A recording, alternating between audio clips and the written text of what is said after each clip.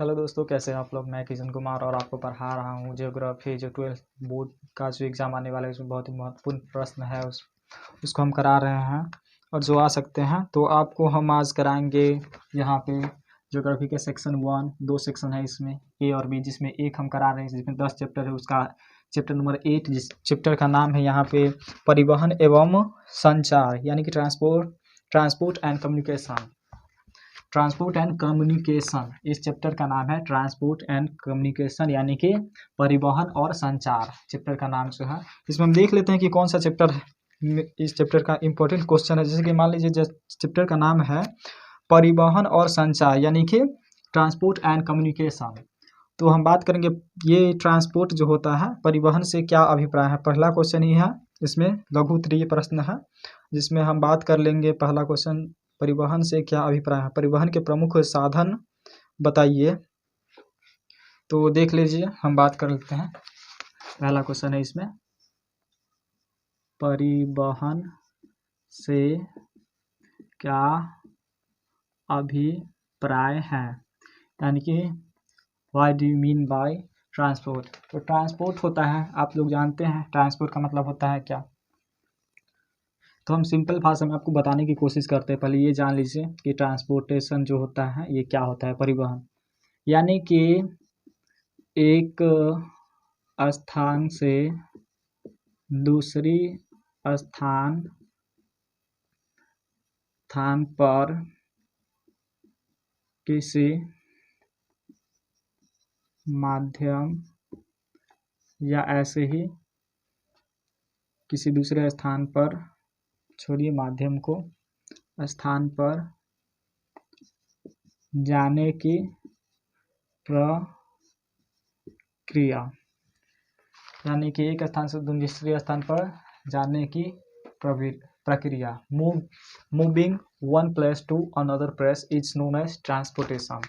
तो आप लोग जान गए होंगे ट्रांसपोर्टेशन क्या होता है। और ये बोल रहा है कि परिवहन के प्रमुख जो क्या कहते हैं साधन क्या है। साधन का मतलब हुआ क्या फैसिलिटीज़ है, हम क्या किस तरह से एक स्थान से दूसरे स्थान पे जा सकते हैं। तो आप लोग ध्यान रखिए, एक आप जानते हैं, सिंपल बात करें तो प्रकार के बात कर लेते हैं सिंपल में।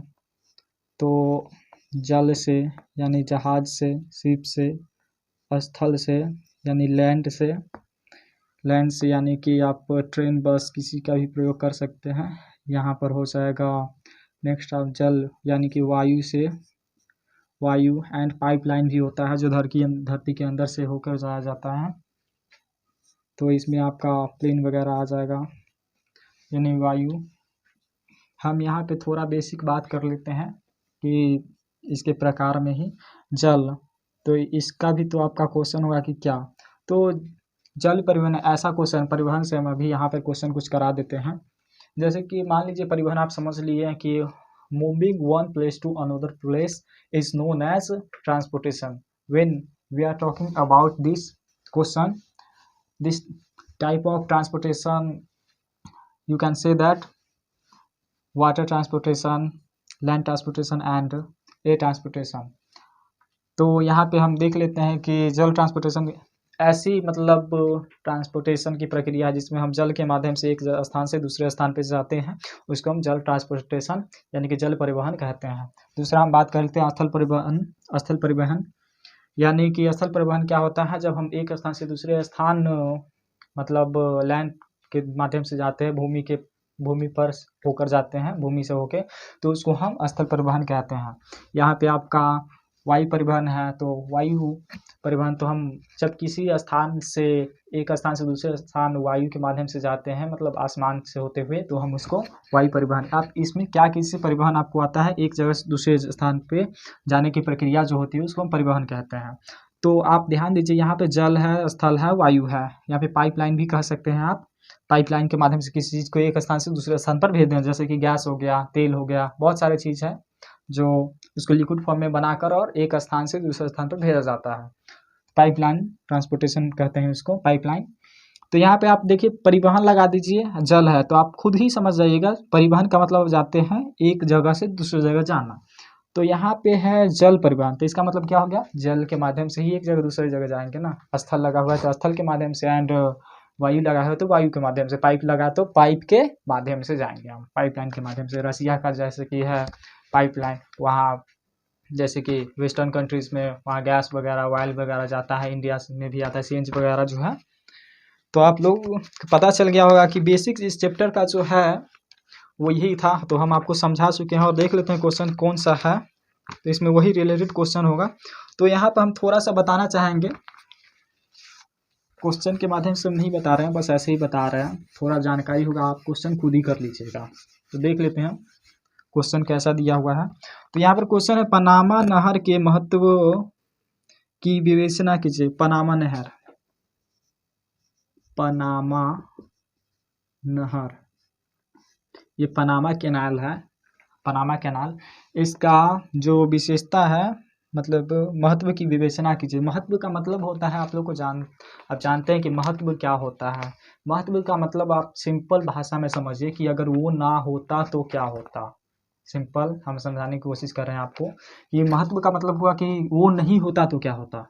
तो आप देखिए जैसे कि आप जानते हैं यहाँ अमेरिका है, ये अमेरिका है, और इसी प्रकार से यहाँ पे क्या है, ये हो गया अमेरिका। अमेरिका को हम दो भागों में बांटते हैं, ये इसको हम कहेंगे अमेरिका, जिसको हम दो भाग में बांटते हैं। तो एक हो जाता है नॉर्थ अमेरिका ये, एंड एक हो जाएगा ये वाला साउथ अमेरिका, अमेरिका। तो नॉर्थ अमेरिका में यहीं पे ऊपर कनाडा आ जाता है, बीच में अमेरिका आ जाता है, नीचे मोरक्को वगैरह है इसको यहाँ पे।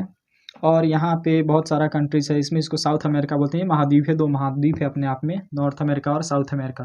तो यहाँ पे आप देखिएगा एक पनामा नहर है, जो इधर से इधर, ये हो गया आपका अटलांटिक महासागर। ये जो भाग आपको दिख रहा है इसको हम कहते हैं अटलांटिक ओशियन।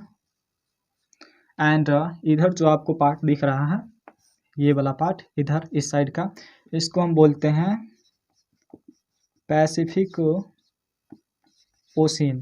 तो यहाँ आप देख सकते हैं कि अगर ये पनामा नहर ना होता तो यहाँ से आपको इधर ले जाना है कुछ, तो क्या करते हैं, आपको क्या करना होता, ये पूरा का पूरा को पार करते हैं तब आप यहाँ पे आते हैं।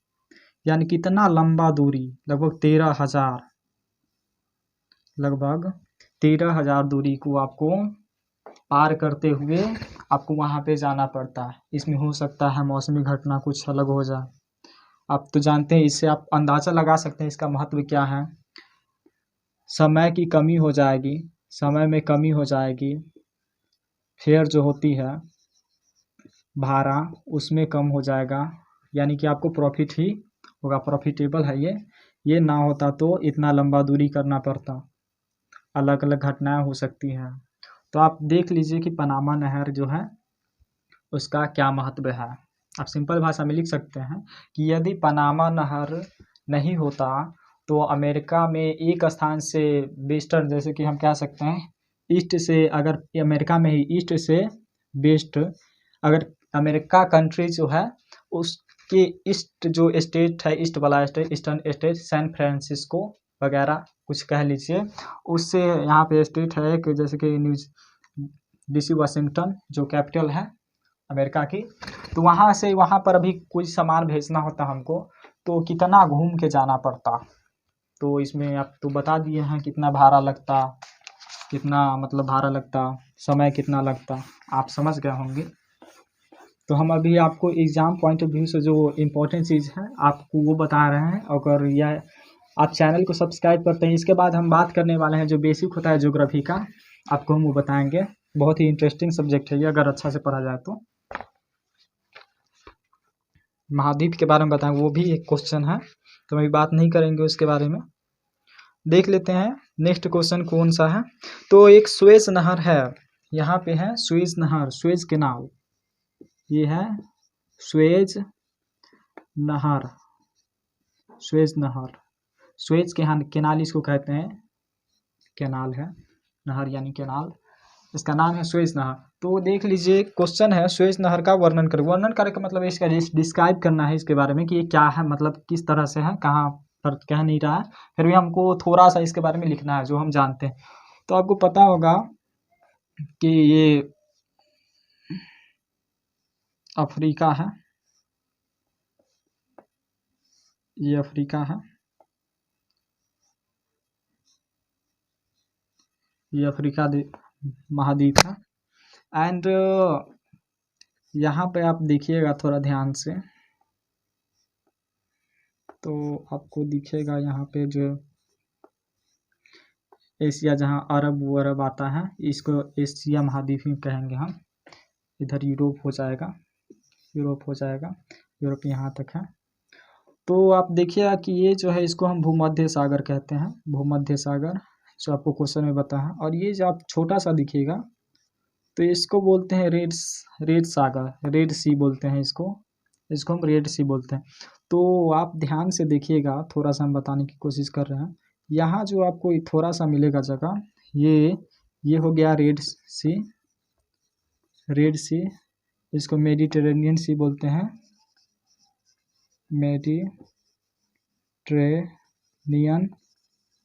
इसको मेडिटेरेनियन सी बोलते हैं, इसको रेड सी बोलते हैं।